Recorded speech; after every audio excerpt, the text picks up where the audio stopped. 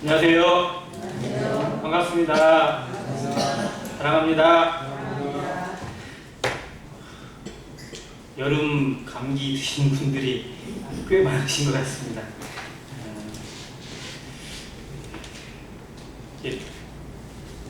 때를 가리지 않는 것 같기도 해요. 여름이고 봄이고 요즘은 공기의 질도 별로 안 좋다 보니까 어느 때고 감기 들 수 있고 어느 때고 환절기 질환이 올 수 있다는 생각을 합니다.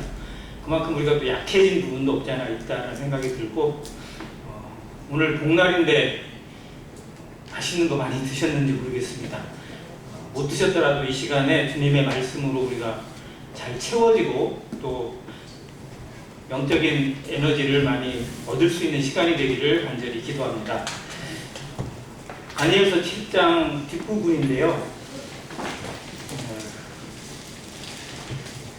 환상 중에 봤던 내 짐승에 대한 것을 이제 해석을 해주는 내용입니다.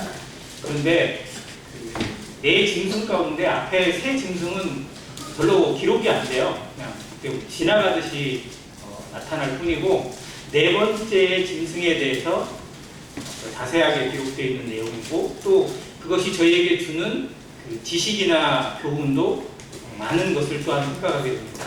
그 네 번째 짐승이 바로 적그리스도로 연결되어지고 계시록에 있는 말씀에 연결되어지고 또 지구의 마지막 종말을 그대로 보여주는 그런 내용이기 때문에 다니엘서에 나타나는 예언의 핵심이 이 네 번째 짐승이라는 것도 생각하면서 이 넷째 짐승의 정체에 대해서 또 그것에 기록하고 있는 하나님의 말씀의 그 핵심과 경고에 대해서도 한번 생각해 보기로 합니다.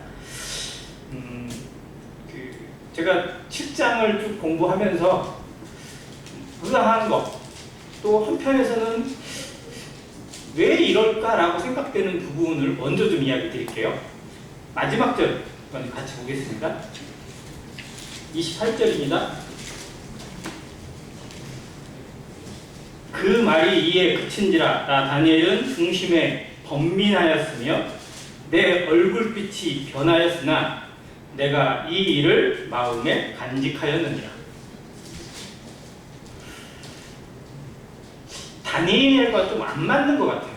다니엘이라는 사람이 보여주는 믿음이나 그의 어떤 확신적인 모습이나 또 담대함과는 조금 거리가 있는 듯한 느낌을 여기에서 봅니다. 심지어 이건 개역 개정으로 바꾼 거고 개역 한글에는 여기에 번민하였으나가 아니에요. 번민하였고 이걸 마음에 간직했다라고 그렇게 기록이 되어져 있어요. 개역 한글에는. 그래서 그 환상이 그 해석이 다니엘의 마음속에 깊은 번민으로 자리 잡고 염려와 걱정으로 자리 잡고 있는 것을 그대로 기록을 남겨줘요. 그런데 우리가 아는 것처럼 네 번째 짐승이 끝인가요? 환상에서 넷째 짐승이 끝이에요? 그 뒤에 있어요, 없어요? 있죠. 그 뒤에 뭐가 와요? 하나님의 나라가 옵니다. 무너뜨릴 수 없는 나라, 영원한 나라, 그리고 가장 평화롭고 안전한 나라, 그 영광이 가득 찬 나라가 오는 것을 다니엘이 들었고 보았고 깨달았어요. 그걸 알았는데도 불구하고 마음에 번민이 있고 또 그 걱정과 얼굴빛이 변하는 상태를 그대로 기록하고 있다. 이건 뭐지? 라는 처음에 그런 느낌이 들었어요. 분명히 그걸 깨달았으면, 그걸 알았으면 그것이 아무리 무섭다 한들, 그것이 아무리 끔찍하다 한들 그냥 지나가는 거고, 그래서 오히려 소망 가운데서 얼굴빛이 바뀌고 평강을 유지하고 그래야 더 정상적일 것 같잖아요. 우리의 이론이 그렇잖아요. 환란이 있고 염려가 오고 근심이 있고 아픔이 있고 슬픔이 있어도 주님 나라 생각하면서 참고 그리고 얼굴의 평강을 잃지 않고 또 우리의 소명 가운데 살아가는 거, 그게 성도의 삶이고 교회의 사명이고 우리가 믿음을 또 말씀을 보는 이유라고 우리가 알고 있잖아요. 그게 당연할 것 같아요. 그런데 다니엘서 7장의 기록은 그렇게 끝이 안 나요. 그래서 저는 여기에 조금은 좀 몰입을 해봤어요. 왜 성경에 다니엘은 이걸 그대로 솔직하게 이렇게 기록을 해놨을까? 이것이 주는 의미는 또 뭐가 있을까? 하나님의 말씀이 우리에게 보여주시는 바는 우리가 생각하는 것 이상이 분명히 있을 터인데 이 말씀을 통해서 우리가 무엇을 볼 수 있을까 하고 생각해보는 그런 물음표를 한번 남겨봤습니다. 나중에 한번 이 부분을 같이 찾아보기 원하고요. 15절부터 보겠습니다. 나 다니엘이 중심에 근심하며 내 머릿속의 환상이 나를 번민하게 한지라. 똑같아요.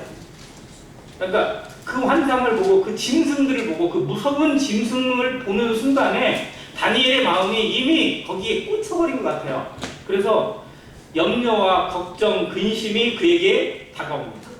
자, 느부갓네살에게 핍박을 당하고 심지어 죽음의 공포를 당하고 또 포로로 끌려가서 갖은 어려움을 당하고 사자굴에 던져지는 고통도 당하고 그때 다니엘의 마음이 번민하고 근심하고 걱정하고 그랬나요?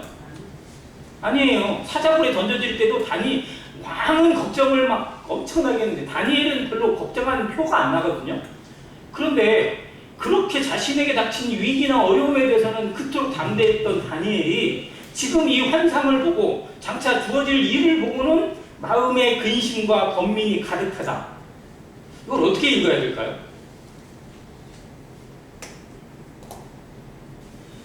다니엘이 이런 사람일까? 어떻게 생각하세요? 다니엘은 그런 이중적인 면을 가지고 있다. 한편에서는 담대한데 한편에서는 또 이런 약점도 있다. 그게 어쩌면 우리 인생의 모습이다. 그런 면도 당연히 있겠죠. 그러면 다니엘의 근심과 번민은 자신에 대한 거예요? 다른 사람에 대한 거예요?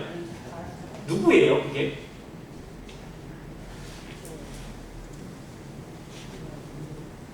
한번 다시 묻겠습니다. 이 장차 나타날 왕이고 제국이고 세력이잖아요. 거기에 지배를 당하고 어려움을 당하게 되고 환난을 당하게 될 사람들이 누구예요? 다니엘이에요? 아니죠. 그럼 누구예요? 다니엘의 후손들이에요. 자기 백성들이에요. 얼굴도 몰라요. 언제 이 일이 임할지도 모릅니다. 그런데 자기 종족, 자기가 아끼고 사랑하는 자기의 민족이, 자기의 자손들이 그 어려움에 처해지고 그 환난을 당하게 되고 그 끔찍한 일을 당하게 될 걸 생각하니까 마음에 번민이 있고 염려가 있고 눈물이 있어요. 자신을 향해서는 그토록 단호한데 다른 사람의 아픔에는 이토록 관대합니다. 저는 이게 참 목자의 마음이고 또 주님의 마음이 아닐까 생각이 되었습니다. 주님은 자신을 위해서는, 자기를 위해서는 하나님의 능력을 단 1%도, 0.1%도 사용하지 않으셨어요. 주님 얼마든지 줄이지 않으실 수 있고 얼마든지 고통당하지 않을 수 있고 채찍을 맞을 때 아프지 않을 수 있어요. 주님은 그렇게 바꿀 수 있으세요. 그런데 그때는 전혀 능력을 사용하지 않으십니다. 그대로 당하셨어요. 온전한 육체로, 똑같은 사람으로, 아니 오히려 더 약한 존재로, 남들이 보기에도 너무 불쌍한 존재로 그 모든 고통을 당하시고 줄이고 피곤하시고 잠을 잘 때도 없어가지고 여우도 굴이 있고 공중의 새도 깃들일 곳이 있거니와 인자는 머리 들 곳이 없다고 하는 말씀까지 하셨습니다. 그런데 다른 사람을 위해서는, 아픈 사람들이나 불쌍한 사람들이나 죄 가운데 신음하고 있는 인생들을 위해서는 모든 것을 다 사용하셨어요. 인간들은, 세상의 인간들은 거꾸로 삽니다. 거꾸로. 나를 위해서만 써요. 다른 사람을 위해서는 이만큼도 주는 거, 이만큼도 베푸는 거를 아까워하고 생색을 냅니다. 그리고 자신을 위한 것, 자기 가족이나 나를 위한 것에 쓰는 것에서는 너무 당연하게 여겨요. 이기심이고 그게 실상은 죄의 본질이기도 합니다. 그런데 다니엘은 주님의 마음을 닮았고 하나님의 마음을 배워서 나를 위해서는 담대하지만 다른 사람, 특히 동족의 아픔, 자손들의 아픔, 슬픔에 대해서만큼은 우는 마음으로 그리고 긍휼의 마음으로 바라보고 있는 것이 이 번민의 깊이라고 생각이 되었습니다. 단순한 염려가 아니라 정말 아무것도 모르고 당하게 될 어린아이들 생각하니까, 다음 후손들 생각하니까 정말 잠도 못 자겠고 이런 그런 할아버지의 마음, 아버지의 마음, 그걸 담아내고 있는 것이 이 다니엘서 7장에 기록되어 있는 번민이라는 단어입니다. 그래서 이거를 우리가 더 같이 공감하고 읽어내고 그 마음을 우리가 배워가기를 소망합니다. 나를 위해서는 조금은 더 가혹할 수 있고 조금은 더 가난할 수 있고 그러나 다른 사람을 향해서는 정말 아낌없는 배려와 풍성함이 나타날 수 있는 것, 그게 주님이 보여주신 사랑이고 주님이 우리에게 가르쳐 주신 사랑, 또 희생, 십자가가 아닐까 그런 생각을 해봤습니다. 그런 배경 속에 이 다니엘이 자기에게 나타난 그 천사에게 묻습니다. 이 일의 진상을 묻습니다. 이 보여주신 환상의 모든 것이 무엇인지를 묻습니다. 자, 다니엘서 2장에 느부갓네살 왕이 꾼 꿈에 대해서 다니엘이 그 꿈의 실체를 직접 봤을까요? 못 봤을까요? 느부갓네살이 꾼 꿈의 실체를 다니엘이 보았다, 못 보았다? 못 봤을까요? 봤죠. 느부갓네살이 뭐라고 요구를 했냐면요, 내가 무슨 꿈을 꾸었는지 맞춰라. 그리고 그 꿈의 해석을 해라. 안 그러면 너희 다 죽여버리겠다 라고 했어요. 그랬더니 박사들이 뭐라고 했냐면, 왕이요, 꿈을 알려주세요. 그러면 해석을 내놓겠습니다 라고 했더니, 너희들이 지금 나 속이고 있다. 내가 무슨 꿈을 꿨는지 말해주고 해석까지 해놔라. 안 그러면 너희 다 죽인다 라고 했을 때 다니엘이 하나님께 기도하고 친구들과 같이 기도하고 그 꿈에 대해서 하나님이 보여주셔서 봤어요. 그리고 그 꿈의 해석까지 왕에게 그대로 전달합니다. 자, 그러면 2장의 그 꿈하고 7장에 나타나는 이 네 짐승의 환상하고 비슷해요? 완전히 달라요? 비슷한 흐름을 가지고 있잖아요. 그 2장이 7장에서 더 구체화된 거니까. 그러면 다니엘 7장의 1절 시작할 때 말씀을 드렸던 벨사살 원년이에요. 느부갓네살 때 꿈을 해석을 이미 했어요. 그리고 시간이 한참 지나서 다니엘의 노년의 때에 이 환상을 봅니다. 그러면 예전의 기억이나 예전에 자신이 했던 그런 것들의 기억이 분명히 있을 건데 이거를 전혀 모를까요? 아마 이게 그거 같네. 그리고 그렇게 생각하고 얼마든지 유추할 수도 있을 거고 나름대로 생각도 할 법해요. 그런데 다니엘은 아무것도 모르는 것처럼 묻습니다. 이게 정말 옳은 태도인지 아닌지 저도 좀 구분이 안 돼요. 그런데 말씀을 대하는 자세에서는 이런 것이 필요할 때가 있어요. 내가 저거 아는 말씀이야, 내가 들었던 말씀이야, 전에 본 말씀이야 라고 생각해서 우리는 그냥 지나갈 때도 있어요. 그런데 하나님의 말씀은 살아있고 운동력이 있고 똑같은 구절의 말씀, 똑같은 내용의 말씀이 전달되어도 전혀 다른 의미로, 전혀 다른 메시지로 우리에게 전달되게 하시는 능력이 있어요, 없어요? 있어요. 그래서 하나님의 말씀이에요. 그래서 말씀을 들을 때 내가 저거 아는 말씀이야, 저거 전에 했던 말씀이야 라고 들을 게 아니라 오늘은 저 말씀을 통해서 무엇을 또 주실까 라고 하는 기대로 들어야 될 필요가 있다는 겁니다. 다니엘은 그 자세를 가지고 있어요. 내가 이미 전에 봤고 내가 들었던 것이다 라고 생각하지 않고 그것에 대한 진상을 다시 묻습니다. 하나님에게 온전히 듣고자 하는 자세예요. 자, 그리고 그 내용을 알려줍니다. 자, 그 다음에 그 네 왕은, 네 짐승은 세상에 일어날 네 왕이다. 그리고 그 결론은 뭐냐면 18절과 19절입니다. 지극히 높으신 이의 성도들이 나라를 얻게 됩니다. 결론입니다. 느부갓네살 신상에서 그랬어요. 마지막에 신상의 결말이 뭐냐면 뜨인 놀이에요. 뜨인 놀이 날아와서 그 모든 신상에 그 견고하고 단단한 것들 모든 걸 다 부서뜨리고 가루로 만들어서 날려버렸습니다. 다 사라졌어요. 그리고 그 하나님의 나라, 하나님의 백성의 나라만 남게 되는 것을 보여주셨습니다. 여기서도 그걸 말씀하세요. 지극히 높으신 이의 성도들이 나라를 얻게 됩니다. 그 누림이 영원하고 영원하고 또 영원하다.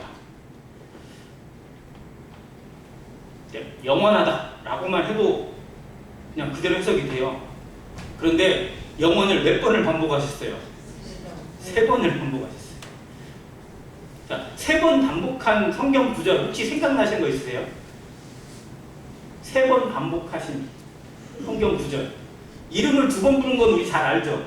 사람 이름을 두 번 부르는 거. 근데 사람 이름 이렇게 세 번 연속으로 부르는 거 있을까요?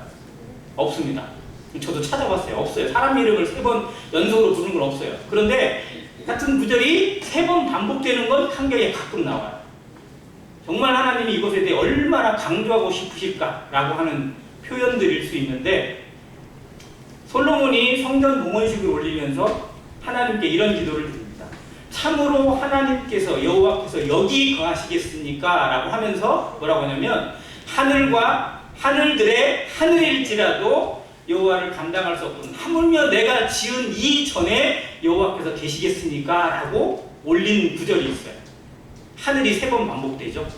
그래서 하늘이 3층 천이다 뭐 이런 해석도 하기도 하고 그러는데, 거룩하다 거룩하다 거룩하다가 세 번 반복된 구절이 있습니다. 마찬가지로 여기에 영원을 세 번 반복합니다. 3이라는 숫자를 우리가 흔히 딱 들어도 누구의 숫자다? 3. 하나님의 숫자. 삼위일체 하나님 얘기할 때. 자, 세 번을 반복하신 것은 그것이 얼마나 완벽한지를 보여주는 하나님의 의지가 담겨 있다고 합니다. 자, 그 영원한 나라, 한 번도 아니라 세 번이나 반복하셔서 알려주시는 그 나라. 그러니까 겁낼 필요가 없다, 두려워할 필요가 없다, 그리고 담대하게 나아가면 된다라고 알려주시는 겁니다. 자, 근데 19절에 보니까 이에 내가 넷째 짐승에 관하여 확실히 알고자 하였으니라고 되어 있어요. 자, 다니엘이 느낄 때, 다니엘이 볼 때, 자, 네 마리 짐승인데요. 새 짐승은 그냥 어때요? 대충 이해가 돼요. 어떻게 보면 아 그래요. 이건 그냥 그럴만해. 그런데 넷째 짐승 어때요? 자, 넷째 짐승의 특징, 전에 지난 말씀에도 한번 그 얘기했는데, 넷째 짐승은 짐승의 묘사가 정확하게 되어 있어요, 안 되어 있어요? 안 되어 있어요. 그래서 괴물이라고 했습니다. 어떤 짐승이 사자 아니고 곰도 아니고 그것도 아니고 그냥 아무튼 존재 자체를 알기가 되게 힘든 괴물 같은 존재인데, 특히 뭐가 몇 개가 나와 있다고요? 뿔이 10개가 나와 있어요. 10개 뿔이 나와 있고, 또 10개 뿔이 가만히 있지 않고 어떻게 돼요?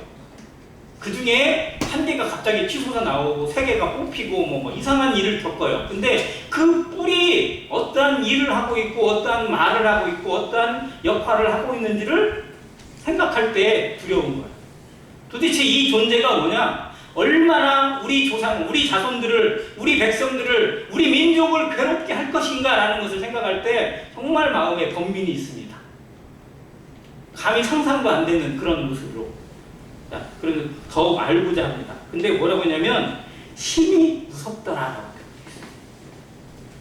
다니엘의 느낌에도 무서울 정도니, 아마 성경에 이렇게 표사가 되어 있지만 정말 그 실체를 보게 되면 어떻게 표현이 안 되는 그런 모습인 것 같아요.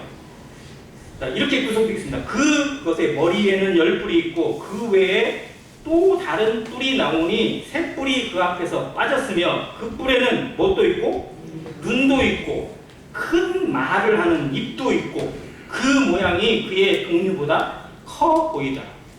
자, 그러면 이 눈도 있고 큰 말을 하는 입도 있는 이 존재는 10뿔이에요? 한 뿔이에요? 네? 한 뿔이에요, 한 뿔. 10뿔이 나와 있었는데 10왕이잖아요. 세력이고 연합체예요. 그런데 그 중에 하나가 독특하게 튀어나옵니다. 그러니까 이 네 번째 짐승은 실체가 가장 주목해야 될 게 뭐냐면 이 한 뿔이에요. 이 뿔의 존재가 도대체 누구냐, 무엇이냐 라는 것을 아는 게 중요합니다. 내가 본즉 이 뿔이 어떻게 했다고요? 21절에 내가 본즉 이 뿔이 10뿔이에요? 한 뿔이에요? 한 뿔이에요. 한 뿔이 어떻게 해요? 성도들과 더불어 싸워 그들에게 이겼더니.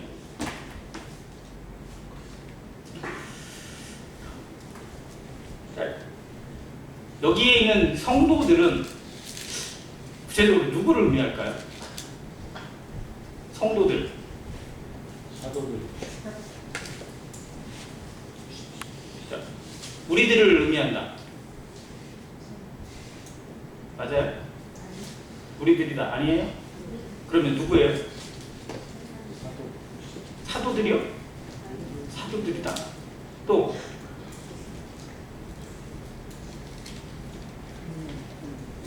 자, 이 성도들이 누군지, 또 성도들이 얻는 나라가 어떤 나라인지를 아는 것이 다니엘서 예언의 핵심입니다. 이 부분이 잘못 해석되면 진짜 엉뚱한 해석이 나올 수밖에 없어요. 자, 그래서 이 성도들이 과연 누구를 의미하는지, 자, 이게 누구의 관점에서 보고 있는 거죠? 이 환상과 이 예언이 누가 지금 바라보고 있고 누가 기록하고 있는 거예요? 다니엘이 바라보고 있고 다니엘이 기록하고 있습니다. 다니엘의 관점에서, 다니엘이 보는 시각에서 신약의 성도들이 눈에 보일까요? 안 보일까요? 신약의 성도들, 교회, 눈에 보여요? 안 보여요? 안 보입니다.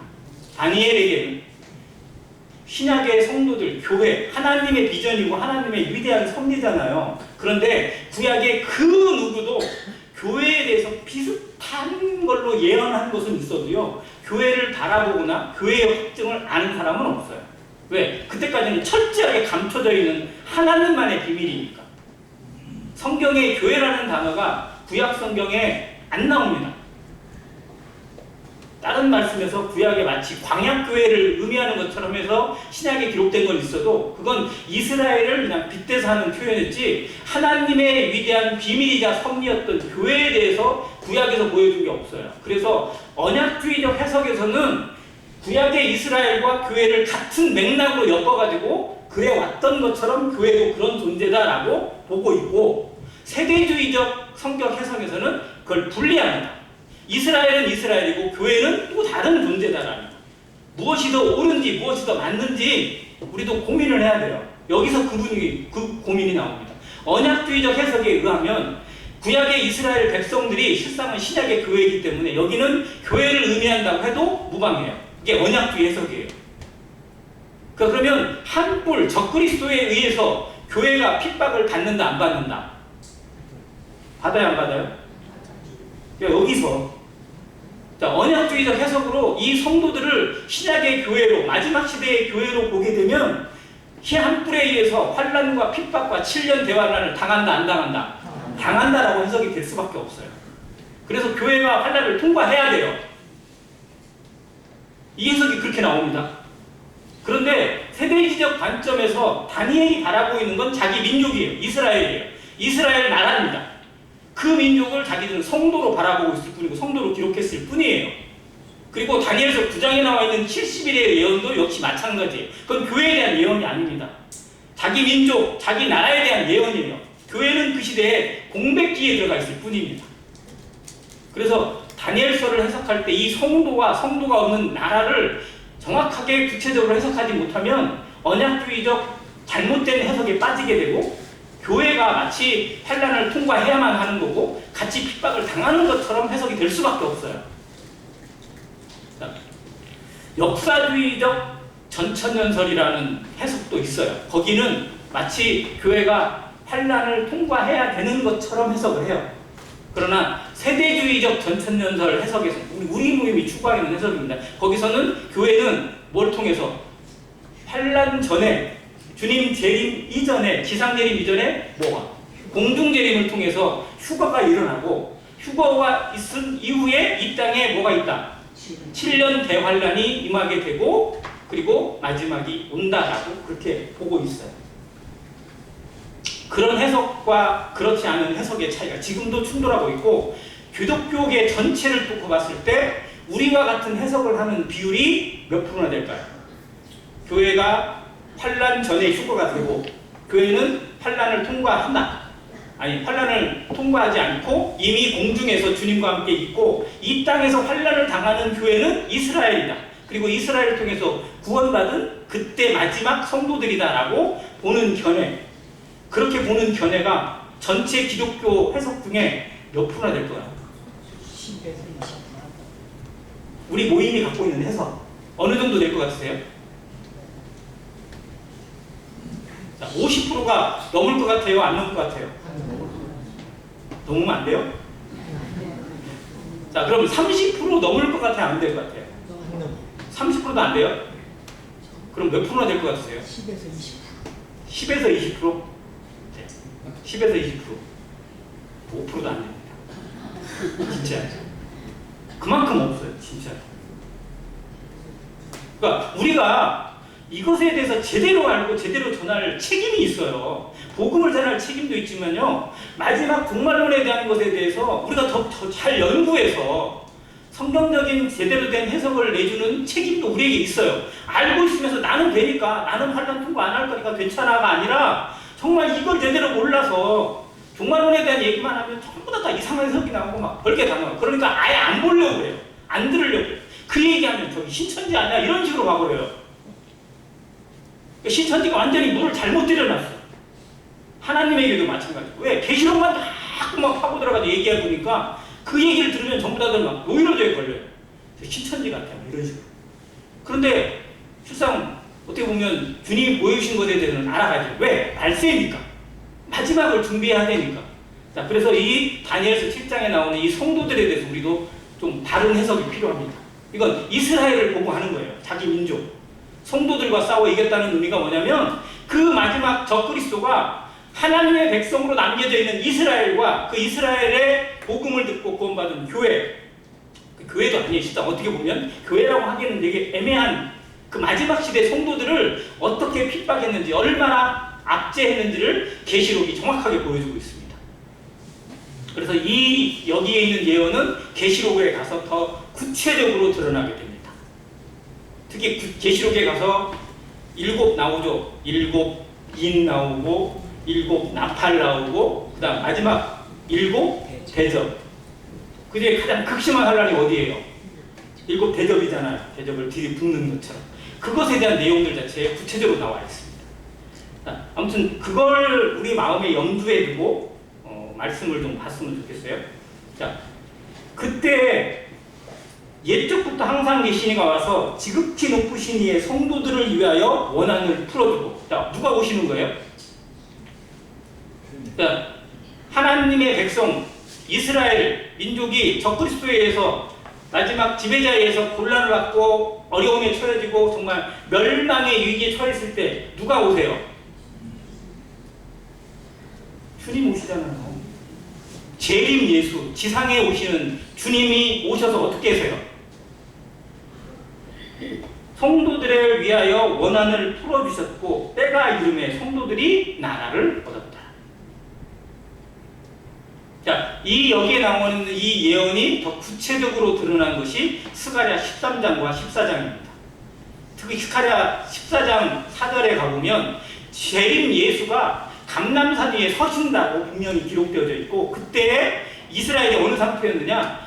적그리스도와 연합군의 공격에서 최종 멸망의 직전까지 갔을 때 극적으로 주님이 강남산에 강림하셔서 그 모든 것들을 다 쓸어버리시고 하나님의 나라, 그 영원한 통치의 나라를 이루어 가시는 기록이 나와 있습니다.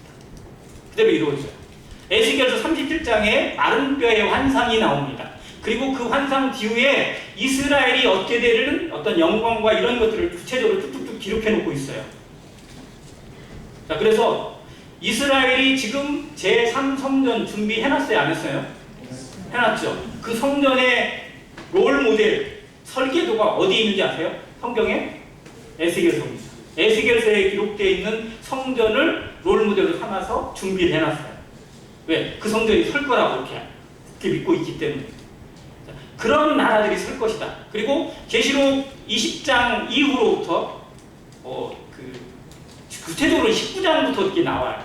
주님이 이 땅에 지상 재림하시는 순간에 그 뱀과 싸워 이기고 적그리스도를 치시는 그런 대목들, 그리고 계시록에서는 더 구체적으로 그 뒤에 시간표까지 나오는 것이 천년왕국 이후에 일시적으로 그 마귀의 세력이 풀려서 규합해가지고 북과 마국의 온 연합 세력을 만들어서 대항하다가 최종 멸망에 이르는 영원 세계로 들어가는 기록이 나오잖아요. 그러니까 여기서는 간략하게 보여주고 계시록에서는 더 구체적으로 자세하게 보여주고 있는 그런 예언의 흐름을 볼 수 있습니다.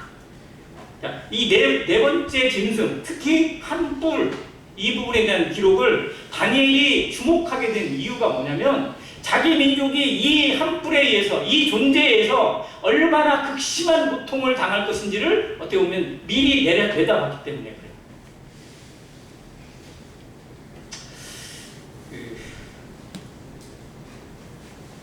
조선시대 그런 것들이 좀 있는데요. 영화에도 잠깐 크게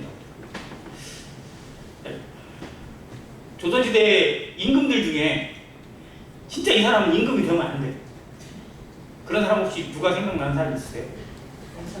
최악! 조선시대 임금들 중에 최악이라고 꼽는 사람이 혹시 누군지 아세요? 세조? 연산군? 네? 인조? 네. 또 제가 원하는 답은 누굴까요? 제가 원하는 답 선조예요. 선조. 진짜 선조는 왕이 안 됐어야 되는 사람인데 왕이 돼가지고 그냥 나라에 수십만, 수백만 명이 정말 죽음의 위기에 던져지게. 물론 어쩔 수 없는 전쟁이라고 얘기할지 모르지만 아무튼 그래요. 근데 저는 선조보다 더 최악을 오히려 인조로 봅니다. 왜냐하면 인조는 반정을 통해서 왕이 됐거든요. 근데 인조 반정을 한 배경이 뭐냐? 광해군이 중리 외교를 했어요. 등거리 외교라고 합니다.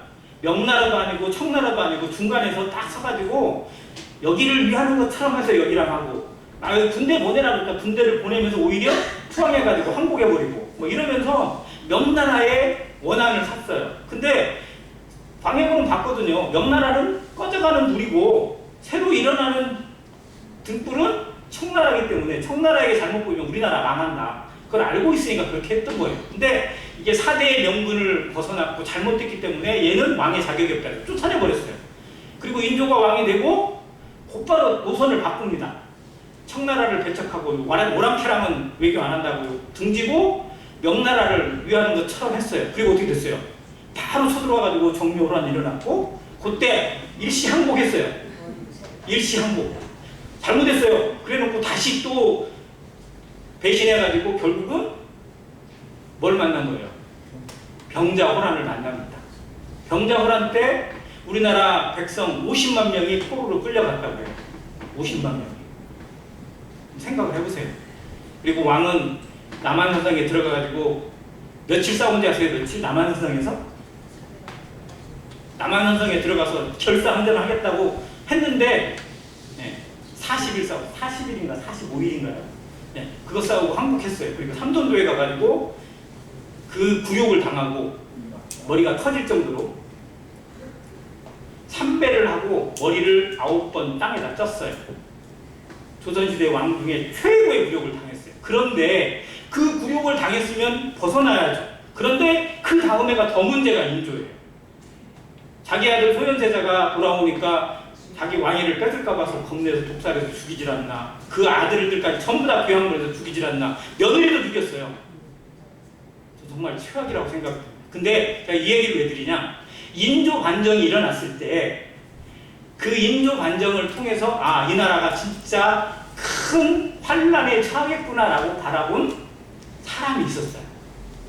이 나라가 진짜 머지않아 큰 일을 당해요. 근데 이 사람이 그때 인조 반정에 맞서다가 죽었거든요. 그러면서 자기 자식들한테 얘기해요. 야, 머지않아 우리나라 큰 혼란을 당할 거다. 정말 어려울 거다. 너 정말 네 동생 꼭 지켜라. 그런 유언을 남기고 죽거든요. 영화지만. 근데 아무튼 그런 느낌, 그걸 바라보는 그 심정이 얼마나 안타까울까. 내가 당하는 거면 차라리 나은데 내 자식들이, 내 후손이 그 일을 당하게 된다고 생각했을 때 얼마나 마음이 아닐까. 내가 막고 싶어도 막을 수가 없고 닥치게 되어 있어요. 그런데 그걸 겪을 후손들을 생각하니까 마음이 정말 쓰라린 거. 그것이 아비의 마음. 다니엘이 갖고 있던 마음이 그 마음이었어요. 우리가 내가 당하는 것에 대해서는 지나치게 막 그런 거 있고 남이 하는 것에 대해서는 좀 엉뚱하게 가는 모습이 아니라 진짜 주님의 마음으로 배우는 그러한 시간이 이 다니엘서를 배우는 데 필요한 교재인 것 같습니다. 자, 이제 그 마지막 시대를 나타내는 표현들 조금 더 살펴보겠습니다. 25절입니다. 그가 장차 지극히 높으신 이를 날로 대적하며 또 지극히 높으신 이의 성도들을 괴롭게 할 것이며 그가 또 때와 법을 고치고자 할 것이며 성도들은 그의 손에 붙인 바 되어 한 때와 두 때와 반 때를 지나리라. 좀 구체적으로 나오죠. 자, 이 한 꿀입니다. 구체적으로 얘기할게요. 적그리스도라고 그냥 아직 표현을 할게요. 적그리스도가 세력을 얻게 되고 자기의 힘을 얻게 되고 자기의 권세를 얻게 됐을 때 어떤 일이 일어나느냐? 지극히 높으신 이를 말로 대적합니다. 누구를 대적하는 거예요? 하나님을 대적합니다. 그리고 자기가 어디에 앉아요? 하나님의 보좌에 앉습니다. 그리고 지극히 높으신 이의 성도를 괴롭게 해요. 자, 구체적으로 어느 나라예요? 이스라엘. 다니엘이 볼 때 괴로운 게 그거예요. 자, 그리고 뭐를 바꾼다고요? 때와 법을 바꿔요. 자, 때, 법. 이건 주권은 누구에게 있다? 하나님께 있다. 때는요, 하나님이 세상을 창조하신 때와 섭리와 모든 것을 의미합니다. 법은 하나님이 정하신 법이에요. 세상을 지켜내고 인간 관계를 지켜내고 하나님과의 관계를 지켜가는 법을 의미합니다. 그런데 그 때를, 그 법을 누구의 것으로? 지 것으로.